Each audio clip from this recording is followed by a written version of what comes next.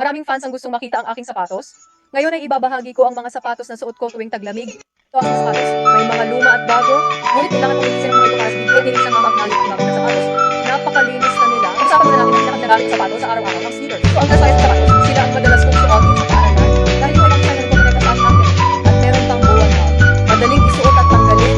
Napansin mo ba na lahat sila ay nasa pinaka-perfect na fit? Ang tanong na rin sa mga mga sneakers. Kung hindi sila pwede gamitin sa kita, maaari ang mga sport style sapatos. Ang dalawang pares ng mga isang pares ay medyo manipis at ang isa ay medyo makapal. Sa katunayan, mas bagay ito sa taglamig dahil ito ay high top at ang loob ay malambot din. Sabi ng mama, ito ay tinatawag na dad shoes. Medyo makapal ang ilalim at ang kulay ay madaling i-pair. Mas madali itong linisin kaysa sa puti. Susunod na tatlong pares. Mukhang mga sapatos na pangtaglamig dahil lahat sila ay mabuo at makapal. Ito ang sapatos ay mabili para sa taglamig na ito. Ngunit hindi ko alam kung ang mga dito ay mahuhulog ba. Sasabihin sa inyo kapag suot dito sa taglamig. Yung mga floral shoes ay maganda, ngunit hindi madaling alagaan. Ito ay may pearl-like surface na talagang kakaiba. Pink na pinagsama sa pink, hindi ba ito maganda? Ang leather shoes ay mukhang malamig sa taglamig.